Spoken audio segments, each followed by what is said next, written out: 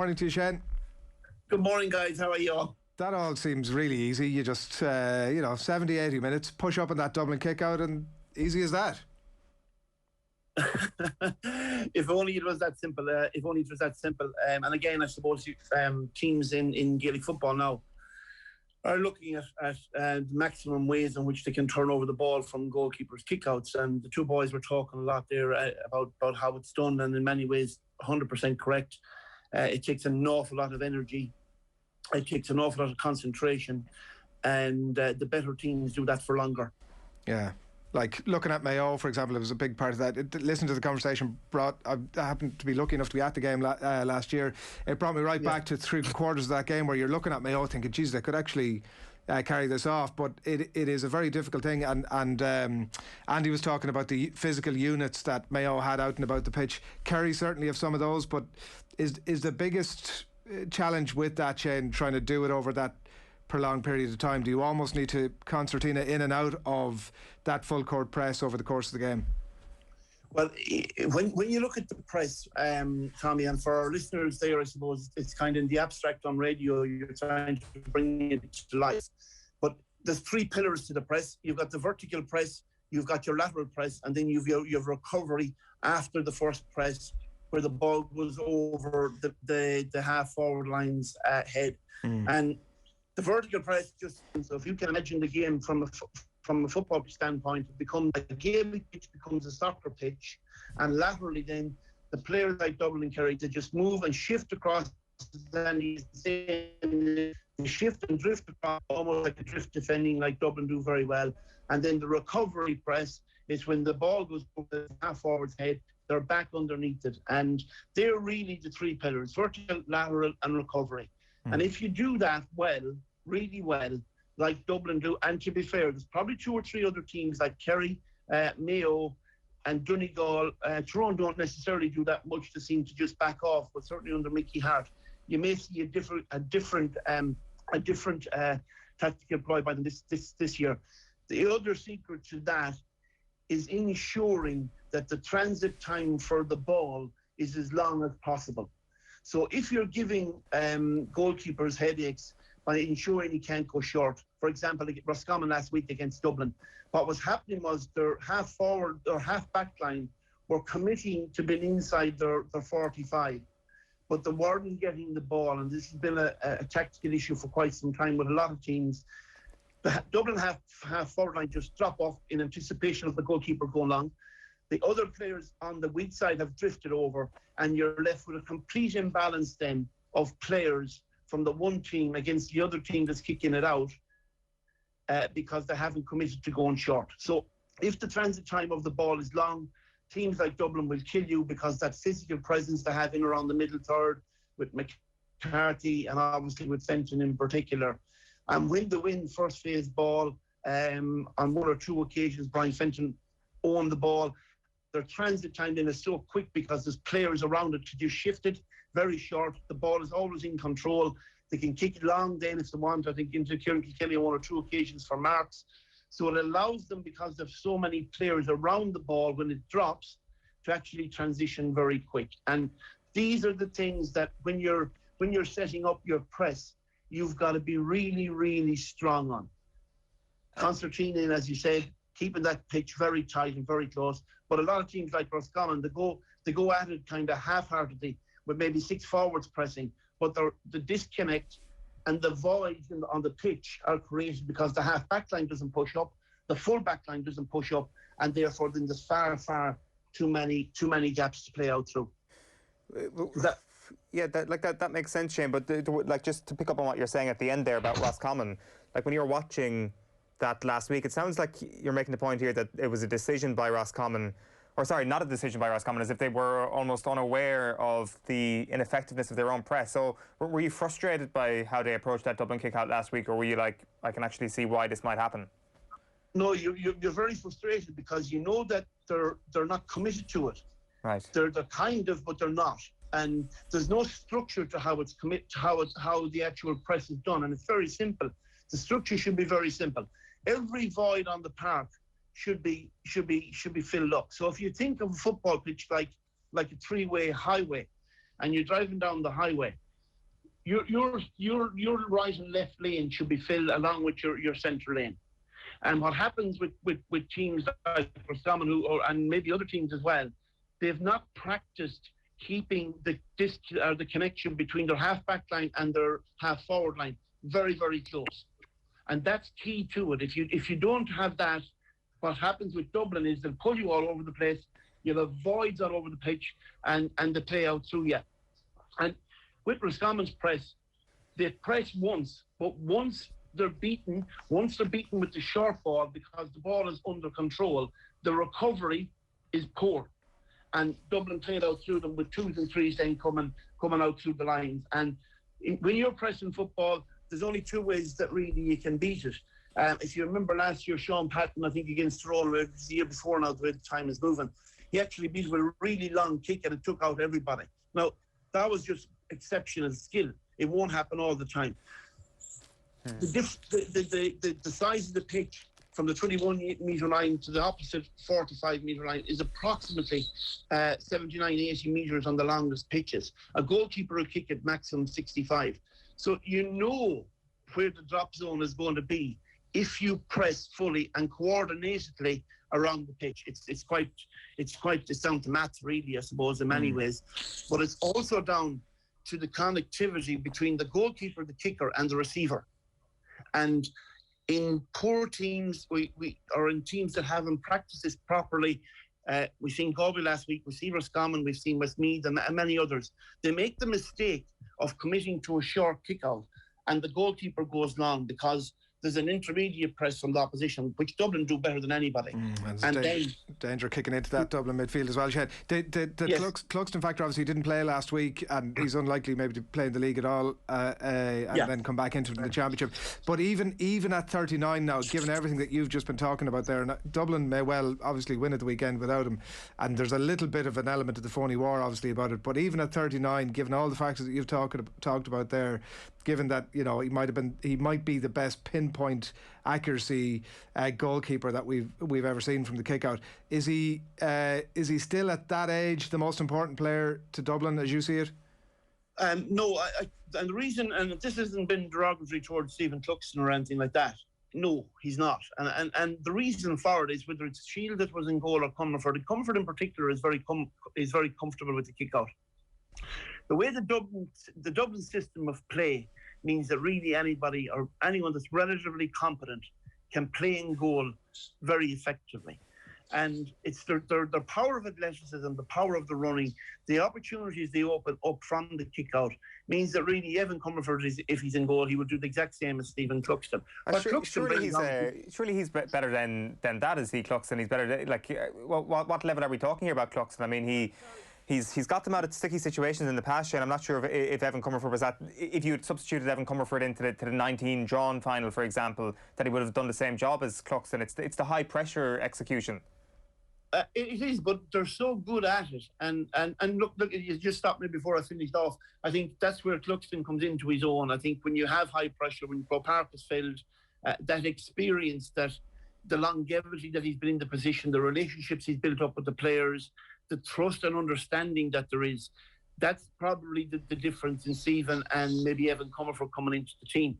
But you reinvent the wheel and you go back 15 years. This isn't learned over a 2 or 3 season time frame. It's learned over lots and lots of seasons with lots of players trusting each other to be able to execute what they put into practice. And that's the key with Dublin. They're so good at executing what they practice. Other teams have a fear of actually executing what they practice, and they revert in many cases to type. And if you look at Kerry in the 2019 final, they had suffocated Dublin and then for some reason in the second half, whether it was physical, whether it was a confidence thing, whether it was whatever it was, they just completely dropped off. And if they had the confidence to continue with that, and you can lose a score, you can lose a goal now and again. I think that's the team that will eventually take Dublin. But your point on Stephen is well made and Cluxton is well made. Yes, when it comes under pressure. But in the round, for these league games, and in particular for most of the championship matches, Evan Comerford, Shield was in goal last week. most of them can play very simply through the lines, and they're very competent as well, because they're practicing more than most, and there's no they're not scared of implementing it in game time, and they're not worried about making mistakes. Shane, that line is just a little bit patchy there. We're just going to drop you off and get you back up on the phone, and a couple of other bits and pieces to talk to you about before we wrap up on the football. But interesting stuff on about the kick out, the physical units that Andy was talking about in that Mayo team. Kerry certainly have that capacity to be physical, they have the fitness, that physique to do something similar. Yeah, they've done it in the past. Like, it is an interesting question on Cluxton. I think that for most of the league and for most of the championship, you can replace a lot of players in that Dublin team and they can do a similar-ish job. I think that obviously Dean Rock was out at the weekend and Cormac Costello took the frees. Now, in fairness, you might point to the penalties and say he might not have been as good as Dean Rock, but he did an exemplary job. There's a lot of players in different positions, with the exception of maybe Fenton, who can come in and do a similar job when you're in the Leinster Championship. It is just that big game experience, and like, I'll go back to it again. I'd like to have seen what Evan Comerford would have done in those 2019 finals, especially the first game, or any of the big games against Mayo.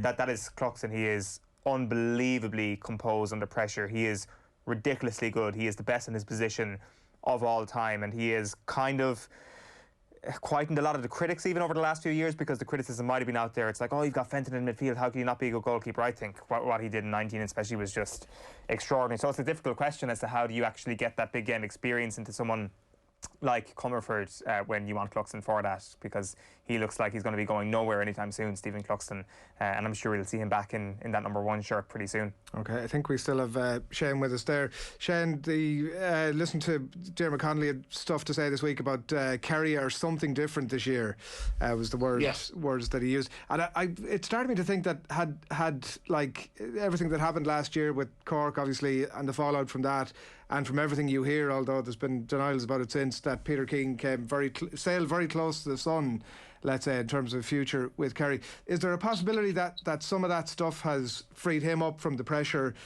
that the fans bring, or that the thirst that's there? Has some of that freed that up in terms of his approach, his style, his general outlook, do you think? It's hard to say. I think the tests will come later on in the championship for Kerry. Football, as we know, league football is completely different to championship football. But the one thing about the wins again Galway last week, and I think if they can turn it into a competitive fixture and maybe even a win again in Dublin this weekend, it builds confidence in what they're trying to do. And certainly, as has been alluded to over the course of the conversation, they have got big athletic men, and that is a big key.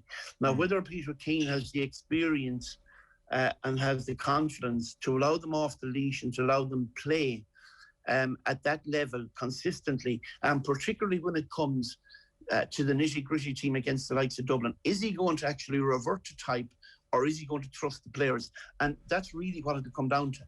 And in Kerry, as we know, they have the players all over the pitch. There's probably question marks about them defensively. There's question marks maybe from their own restarts.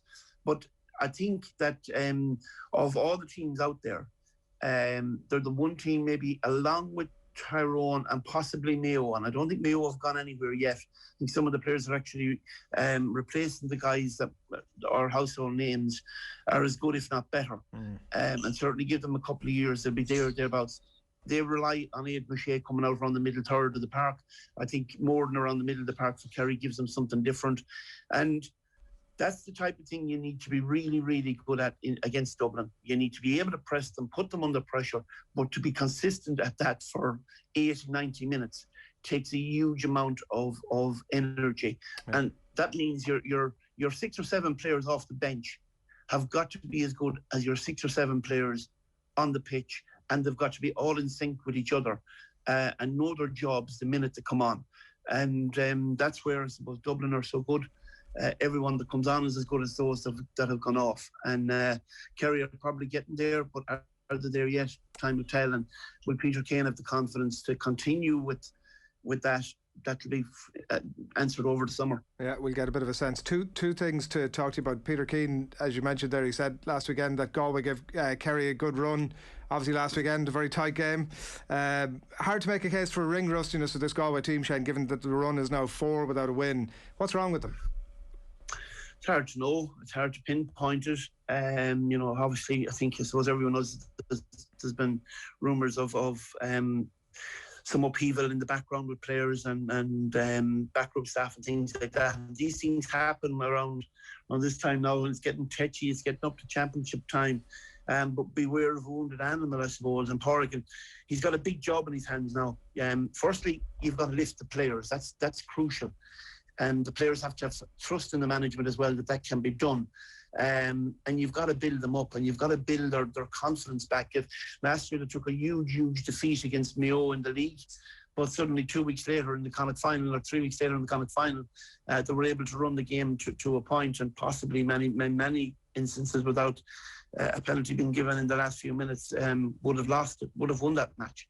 So that can happen, but I think, if you're taking heavy defeats week in, week out, and you're not building confidence, 4 defeats in a row now, and if things get too touchy in the background and players lose confidence in the process, then everything breaks down. Everything becomes harder. Training becomes harder. Motivation becomes harder. Confidence is shot.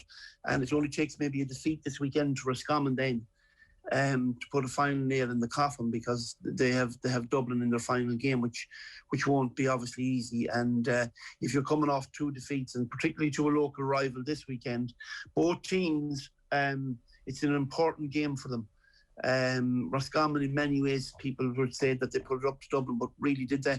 And I wouldn't expect Roscommon to do so either, to be fair. They're not just at that level yet, but in Connacht, there's been very little between Roscommon, Galway and Mayo in the championship over the last couple of years. Save, Mayo in a knockout game last year beat us quite convincingly in the Hyde.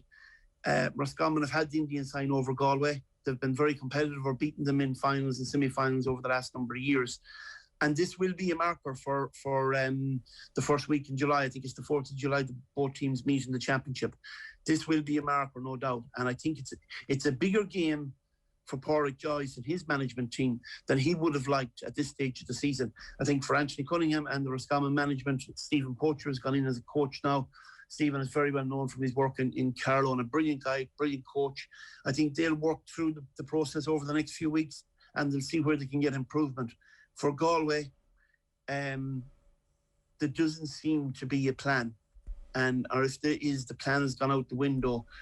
Confidence is shot with the defeats, and maybe there's a lack of trusting between all the groups. But you'll have that answered over the next few weeks. Yeah. There'll be no better man than Pádraig Joyce to turn them round. And beware, as I said, of the wounded animal. Galway have the players, but have they got that confidence to go on again, implement what to do in practice? One last one before we wrap, and briefly, Shane, if you can, Jim McGuinness been linked with a move to Dundalk. Seems to be serious conversation. You've obviously crossed that boundary between GA and League of Ireland before in a slightly different context. Can he make a run of it?